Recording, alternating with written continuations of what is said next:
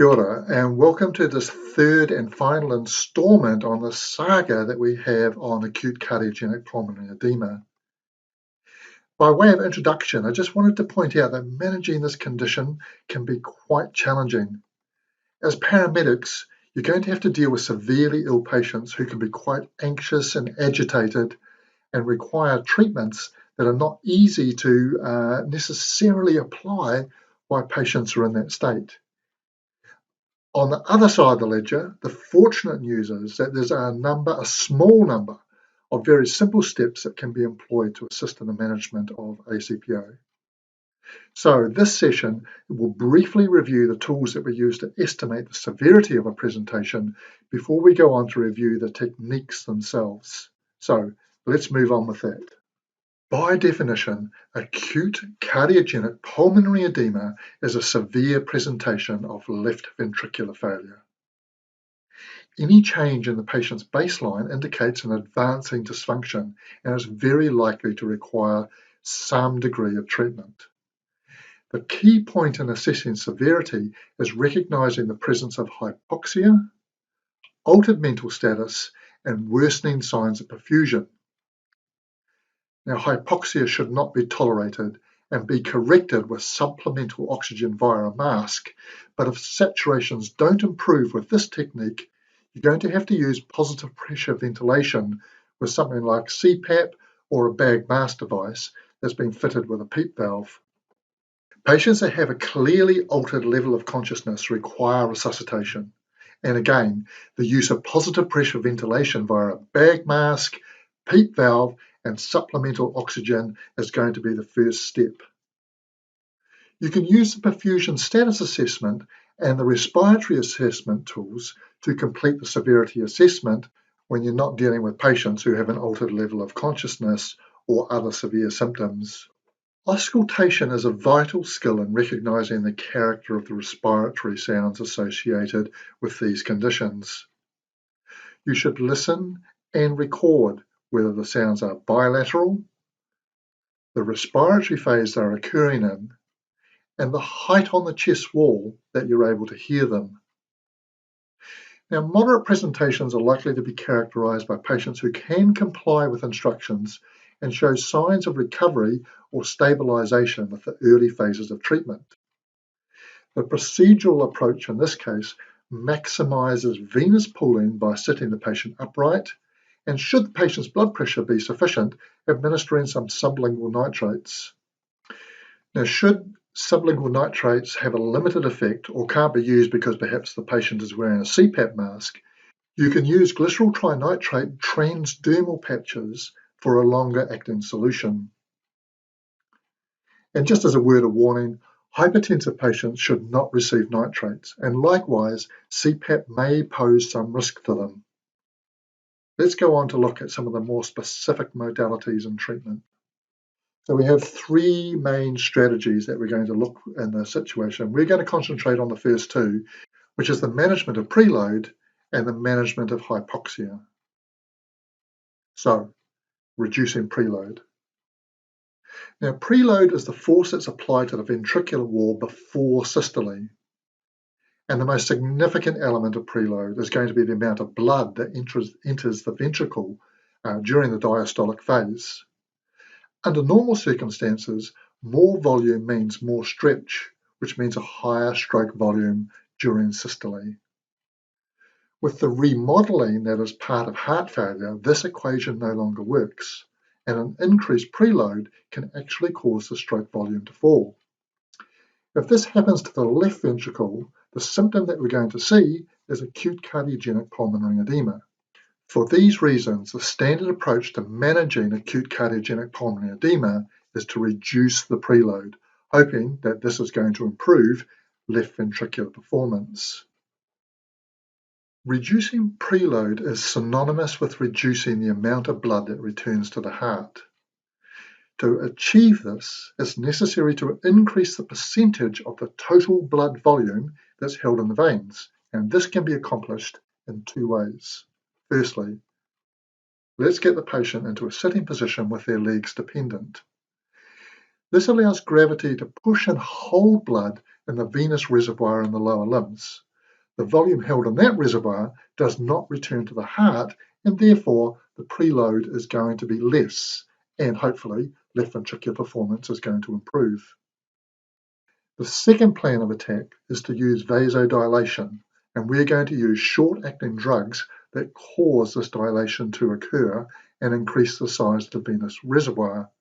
In turn, again, this will reduce the amount of blood returning to the heart. Now, the archetypical drug that we use is glycerol trinitrate, and we use it because it has a rapid onset of action but a relatively short duration. Fortunately, if longer-term control is required, we can use transdermal patches to sort of extend the duration of this action. Glycerol trinitrate has a second advantage. It dilates arteries and in doing so reduces the pressure that the heart pumps against. So this is what we would call afterload. This reduces the workload on the heart and so hopefully it's going to improve its performance. So let's move on to how to manage hypoxia. Hypoxia is a state in which oxygen is not available in sufficient amounts at tissue level. Clinicians can detect its presence with the use of arterial oxygen saturation monitoring. So the assumption is if the arterial oxygen levels are normal, adequate amounts of oxygen will be available to the tissues. Typical saturation rates range from 96 to 100%. The thing to be aware of is that it only takes a slight drop in oxygen saturation levels to get a dramatic fall in oxygen content. By way of example, let's consider oxygen saturations at 99%. Normally this means that oxygen content is as high as it can be. That would be about 100 millimeters of mercury of pressure within the arterial system. If we were to drop that by 5%, let's get down to 94%, we'd be looking at oxygen content that had dropped to 80 millimeters of mercury. So a 5% drop in saturations has resulted in a 20 millimeter of mercury drop in partial pressure of oxygen. So a fall of 15% in oxygen saturation equates to a 50% fall in the partial pressure of oxygen in the bloodstream. Hypoxemia, that's low oxygen content in the blood, is defined as a partial pressure of oxygen less than 80 millimeters. So in terms of what we look at on an oxygen saturation meter, this is going to equate to saturations of less than 95%. So once saturation levels hit 94%, we really have to think about correcting the amount of oxygen that's available to the arterial system. In the setting of acute cardiogenic pulmonary edema, hypoxia is most likely to be caused by a combination of poor oxygen transfer through the edema in the lungs, and secondly, poor perfusion to the tissues as a result of poor cardiac performance. Improving arterial oxygen levels may require one or more of the following strategies. So first, let's increase the percentage of inspired oxygen. In technical terms, this is known as the FiO2. More simply put, we're just going to apply oxygen via a simple face mask or via a non-rebreather face mask. Our second strategy is to increase the atmospheric pressure within the airways. This is the force that's pushing oxygen across the alveolar wall. So more simply put, we're just going to use a positive pressure device such as a bag mask or a CPAP device to increase the pressure that drives oxygen across the alveolar wall. Our third strategy is to recruit more alveoli to participate in gas exchange for a longer period of time. Step 3 is normally done at the same time as step 2. So in the case of the bag mask device, we're going to attach a PEEP valve. PEEP valves are a spring-loaded device that the patient exhales against. They're calibrated in centimeters of water, which really tells us how much pressure is required to raise a column of water to a specified height. And the PEEP valves can be adjusted to deliver anywhere between 5 and 20 centimeters of water pressure. As the patient exhales, the PEEP valve creates pressure in the airway, and this pressure splints alveoli into the open position and allows for gas transfer to continue during the exhalation phase. With CPAP, this will occur because of the combination of the positive pressure that's generated by the device and the equivalent of a PEEP device that's attached to this. I just wanted to reiterate the fallback position. So when everything is going wrong or not working, our fallback position is to manage severe or worsening ACPO with a bag mask and a PEEP valve. So when positioning and when nitrates and when CPAP fail to improve the situation, or we're encountering a lowered level of consciousness, the priority should be to go to the bag mask device with supplemental oxygen and a PEEP valve. Now, in some cases, this might require the patient to be put in the supine position.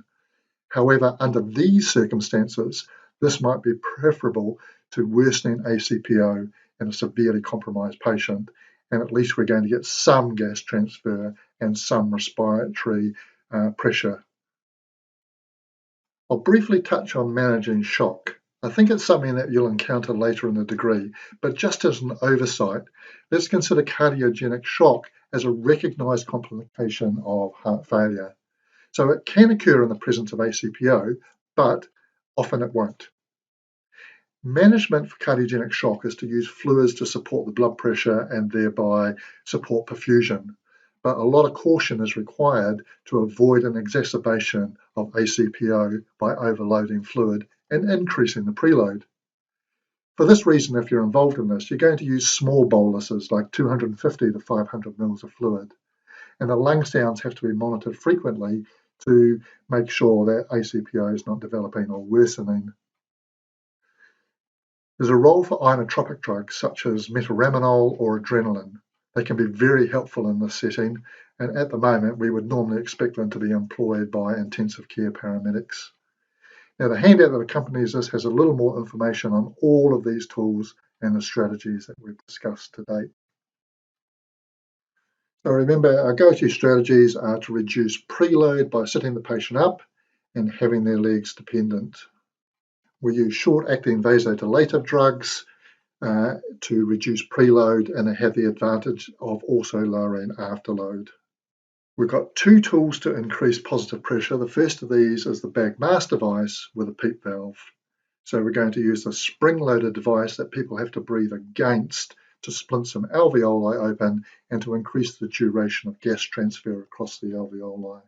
And for those services that have it available, we have CPAP devices. These are continuous positive airway pressure devices that are also excellent at this alveolar recruitment. That means they splint the alveoli open as well as increase the time that gas exchange can occur. They increase intrathoracic pressure, which helps reduce preload, and they also provide a little bit of left ventricular splinting, which can help stroke volume. And remember, when things aren't going well and improvements can't be achieved, or we're dealing with patients with an altered level of consciousness that require resuscitation, then our go-to device is going to be a bag mask device fitted with a PEEP valve and supplemental oxygen attached. The procedural approach in the ambulance guidelines in New Zealand pretty much follow this structure, so they're a good guide into how to achieve and when to achieve them. And this brings us to the conclusion of the presentations on acute cardiogenic pulmonary edema. I hope that this has been useful, and I hope we get the opportunity in class to discuss and practice the strategies that have been brought to light in this presentation. In the meantime, ka kite.